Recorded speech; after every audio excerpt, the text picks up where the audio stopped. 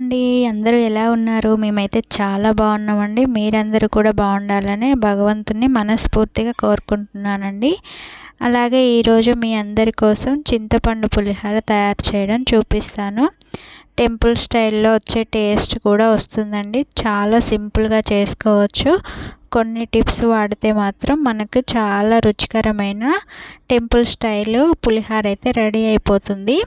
అది ఎలా చేయాలి, ఎలా తయారు చేయాలనేది మీకు ఫుల్ వీడియో అప్లోడ్ చేస్తున్నానండి. ఫస్ట్ నుంచి లాస్ట్ వరకు చూసి ట్రై చేయండి. ఫస్ట్ అయితే చింతపండు తీసుకొని మనం నీట్గా కడిగేసుకోవాలండి. ముందుగా కడిగేసుకున్న చింతపండులో కొంచెం హాట్ వాటర్, అంటే చింతపండు మునిగే వరకు హాట్ వాటర్ తీసుకుంటే తొందరగా నానిపోతుంది అన్నమాట.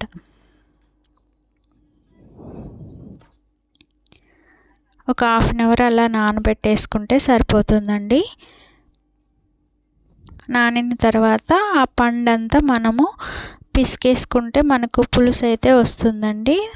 మరి ఎక్కువ వాటర్ పోయలేదు కాబట్టి పులుసు అయితే గుజ్జుగా వస్తుంది, తొందరగా కూడా ఉడుకుతుంది అన్నమాట. అలా మొత్తం గుజ్జు పిసుకుతున్న తర్వాత మనం జల్లిబుట్టలో వేసి నేను చేస్తున్న విధంగా మనం చేస్తే మనకు పులుసు అంతా కూడా మంచిగా వచ్చేస్తుంది అన్నమాట. కొంచెం వాటర్ యాడ్ చేసి మిగతా పులుసును కూడా అలా పిండేసుకోవాలి. ఇంకా చింతపండులో ఏమీ లేకుండా పిండేసుకున్న తర్వాత ఆ పులుసులో రెండుగా చీల్చుకున్న పచ్చిమిర్చి, అలాగే కొద్దిగా పసుపు, కరివేపాకు, ఉప్పు, దాంతోపాటు కొద్దిగా బెల్లం వేసుకుంటే మనకు మంచి టేస్ట్ వస్తుందండి. అవన్నీ కలిపేసుకొని మనం స్టవ్ మీద పెట్టేసుకొని ఇంకా మీడియం ఫ్లేమ్లో అలా వేడి చేయాలన్నమాట. వేడి చేస్తే మనకు పులిహోర పులుసు అనేది మంచిగా కాగుతుందండి. మరీ హై ఫ్లేమ్లో కాకుండా మీడియం ఫ్లేమ్లో పెట్టేసుకొని మంచిగా పులుసునైతే ఆ ఫ్లేవర్స్ అన్నీ పట్టేలాగా మంచిగా ఉడికించుకోవాలి. పులుసులోనే అవి ఉడికేస్తే మనము ఇంకా తాలింపు పెట్టేసుకుంటే సరిపోతుందండి. ఇంకా రైస్లోకి డైరెక్ట్గా కలిపేసుకోవచ్చు. ఇలా మనకు పులుసు అయితే కొంచెం చిక్కగా అయ్యేంత వరకు అయితే ఉడికించుకుంటే సరిపోతుంది. తర్వాత ఒక పెనం తీసుకొని అందులో సరిపడినంత ఆయిల్ వేసుకొని వేడయ్యాక పచ్చిమిర్చి కూడా వేసి వాటిని మంచిగా వేగనివ్వాలి.